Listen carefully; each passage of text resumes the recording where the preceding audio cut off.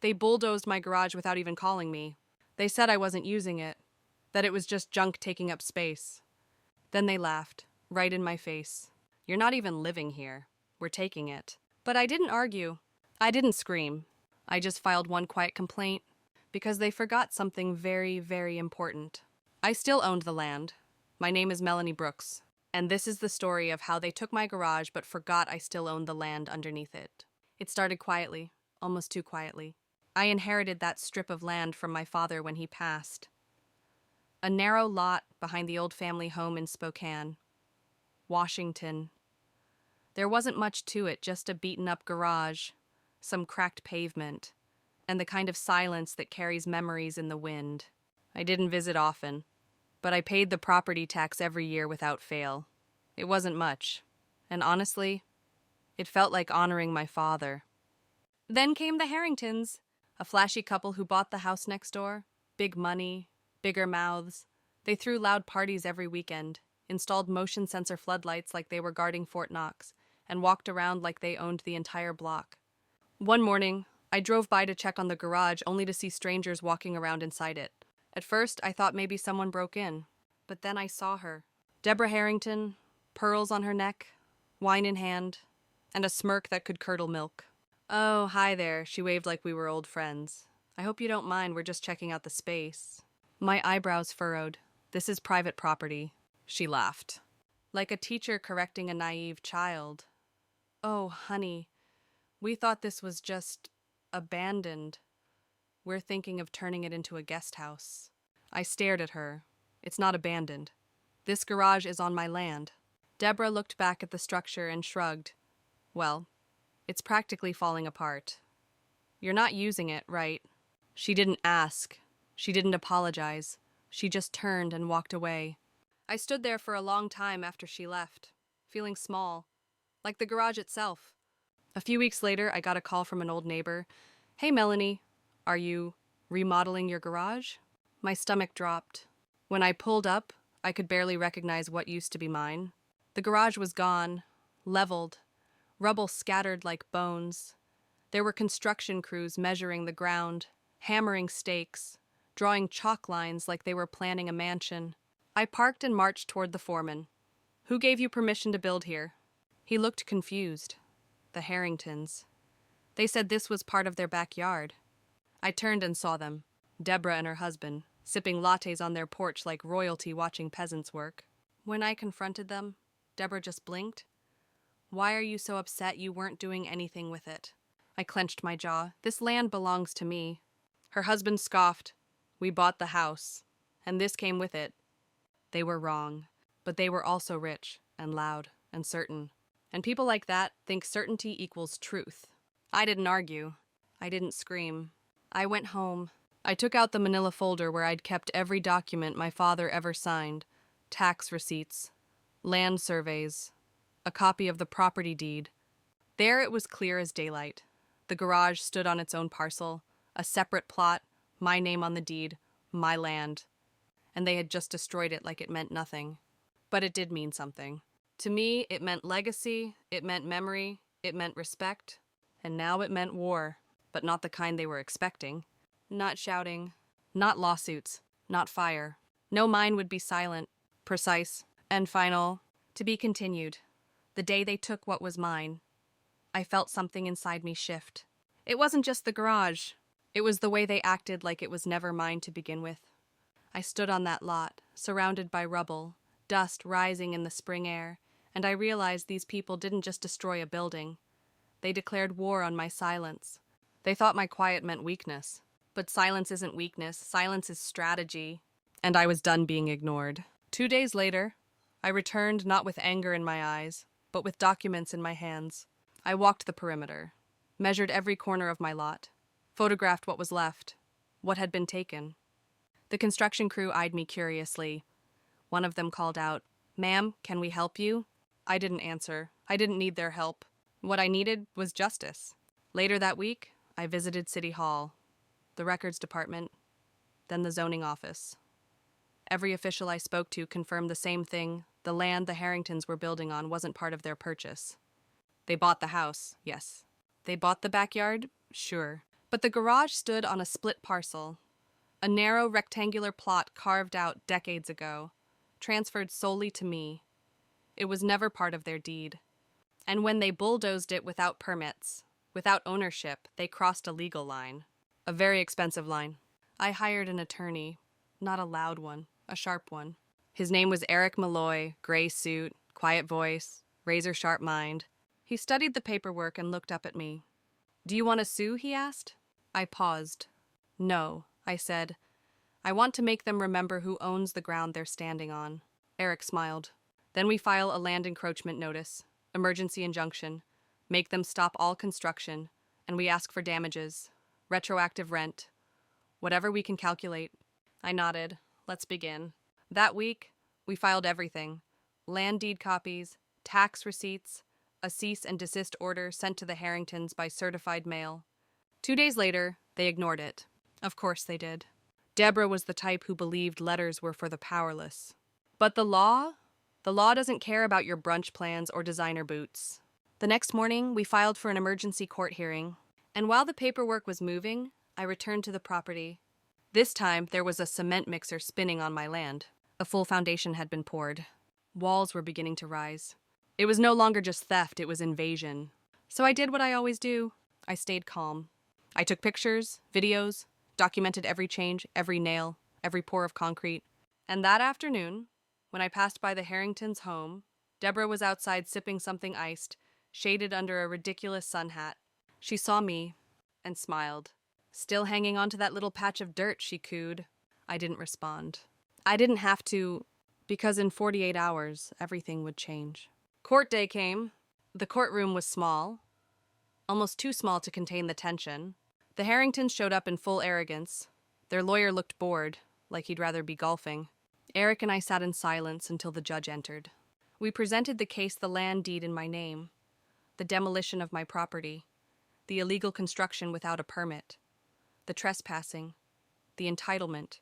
Deborah's lawyer tried to twist the story, claimed there had been a misunderstanding, that the garage had been abandoned, that they'd assumed it was part of the estate.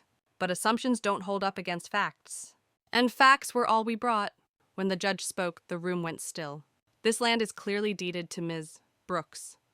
The demolition of the structure constitutes unlawful destruction of private property. The ongoing construction is a violation of her rights as the sole owner of the parcel." He paused, then added the part that made Deborah's face twitch. "All construction is to cease immediately. Any further activity on this parcel without Ms. Brooks's express consent will be subject to legal penalties." Eric leaned over and whispered, "That's checkmate." But I wasn't done.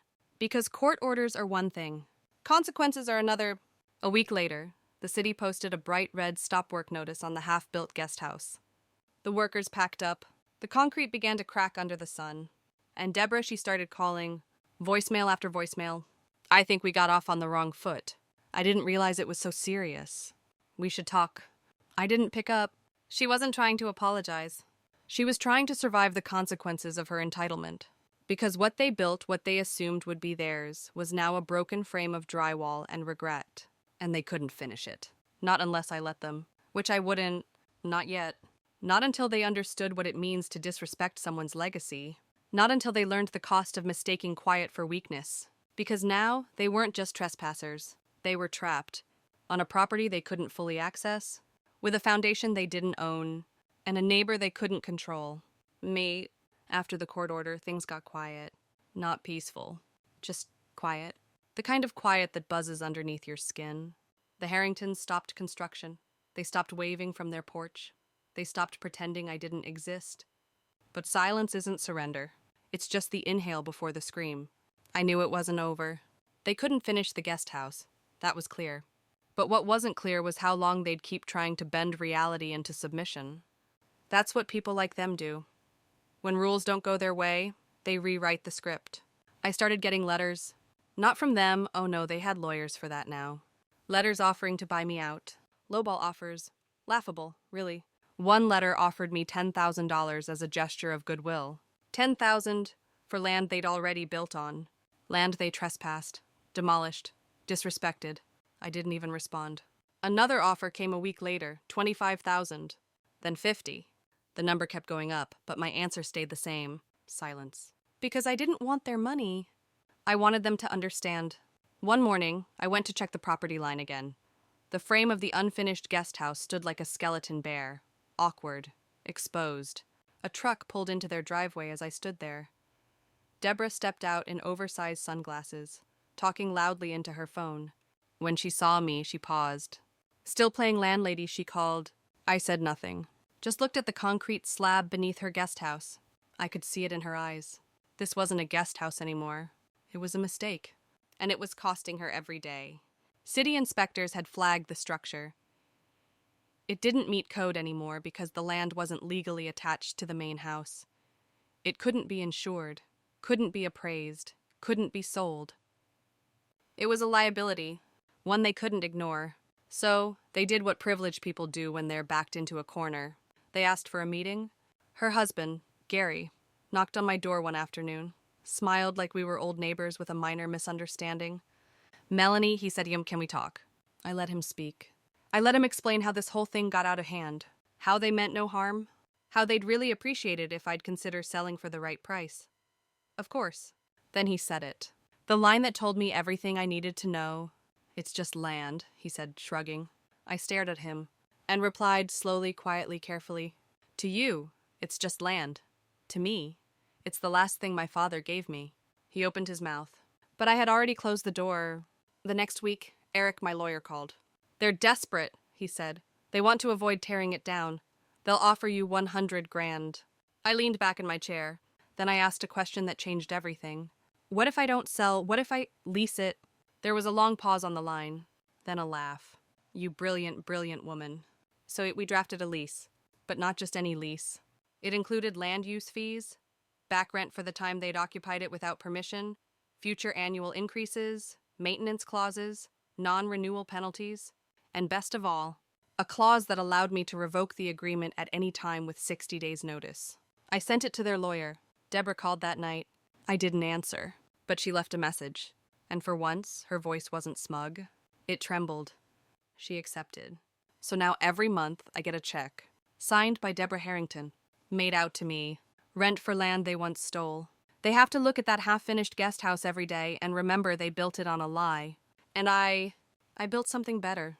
Respect, boundaries, power, all without raising my voice. You see, revenge doesn't have to be loud. It just has to be legal and permanent. And the best part, if they ever step out of line again, 60 days, and they're gone. Just like my garage, only difference. I didn't destroy theirs. They did it themselves. Some people think revenge is a single moment. A courtroom, a signature, a victory. But sometimes revenge is what comes after. The days that follow. The silence that settles. The way they look at you, knowing they lost. After the lease was signed, I thought they might move. Cut their losses. Sell the house and run. But they stayed. And every day, they had to walk by that unfinished structure, what was supposed to be their guest house, and remember the woman they underestimated. Me, it didn't take long before the cracks started showing. Not in the concrete. In them. Their parties stopped. The laughter vanished. Curtains stayed drawn. Sometimes, I'd see Deborah pacing her backyard in the early morning, phone in one hand, coffee in the other, mouth tight with frustration. I knew what that meant. Money. That half-built guest house had drained them. Loans, permits, fines. The rent they now owed me every month. One day I got a letter. Another offer to buy the land. This time it came with an apology. Kind words. Flattery. I almost laughed. They still didn't get it. This was never about the money. It was about respect. But I replied this time, just one line. The lease stands. Weeks passed. Summer faded into fall. One afternoon, I received a call from a local real estate agent. Ms. Brooks, I'm calling on behalf of the Harringtons. They're looking to list their property. We need your signature to disclose the lease agreement. Of course they did. You can't sell a house that relies on access to someone else's land without telling the buyer. I agreed to meet. We sat in their kitchen. For the first time in a long time, Deborah looked smaller. No pearls, no wine, just tired eyes and a folder filled with papers. We're moving, she said quietly. I nodded. She slid the disclosure forms toward me. I know we started off wrong, she added. I just want to say, I raised a hand. Don't. Her lips parted, then closed. I read every line carefully, then signed. As I stood to leave, I said one thing. Next time you see a small piece of land, don't assume it's worthless. Gary walked me out. No smugness, no jokes. Only silence. 2 months later, a moving truck arrived. I watched from across the street as they loaded up box after box. No farewell, no closure, just departure. But the story didn't end there. Because the new owners, they were different. A young couple, Emma and Jonah, teachers, kind, respectful. They reached out before even closing the deal. Hi, Ms. Brooks.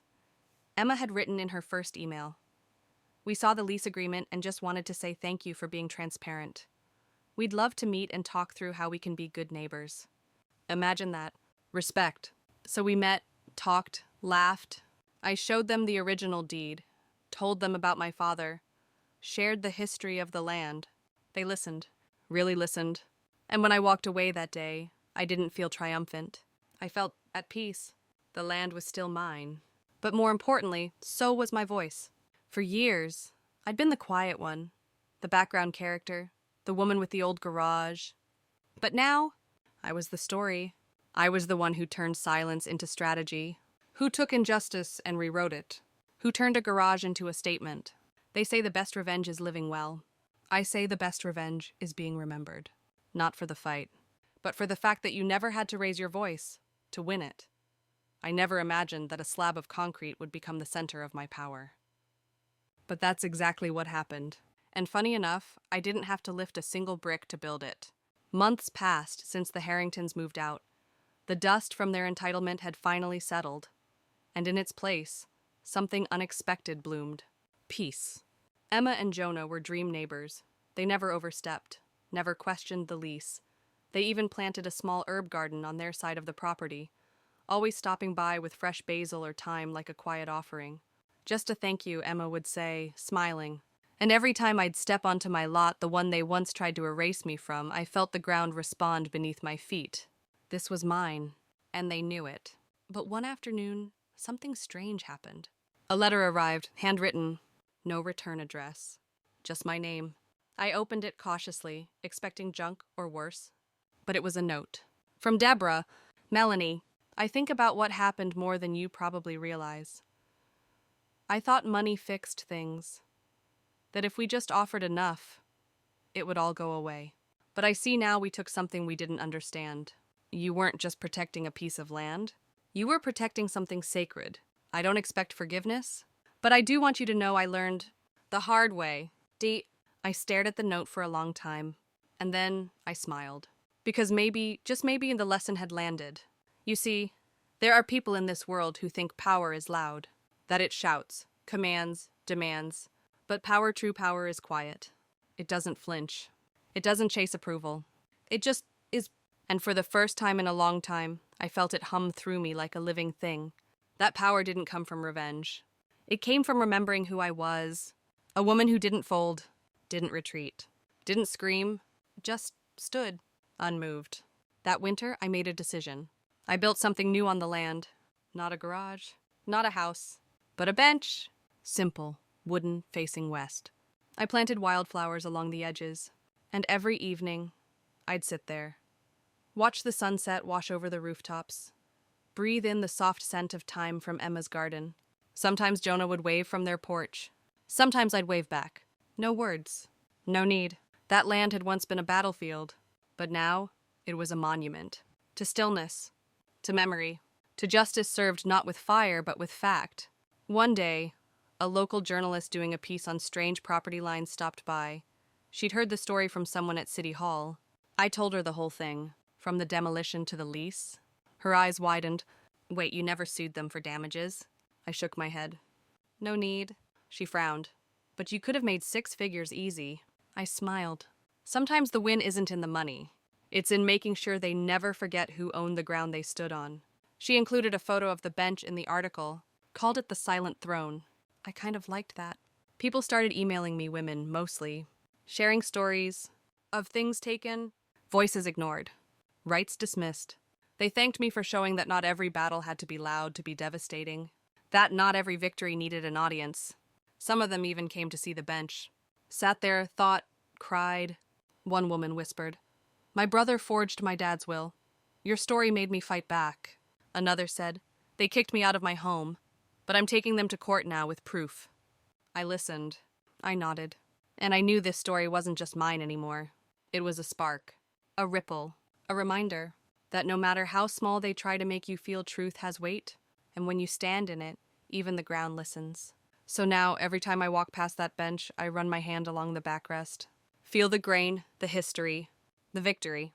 Not because I tore someone down, but because I stood my ground. Literally, and when people ask me what I'd call this chapter of my life, I don't say revenge. I say restoration, because that's what happened. I didn't just take back my land, I took back my voice. And in doing so, I gave others permission to do the same, one quiet deed at a time.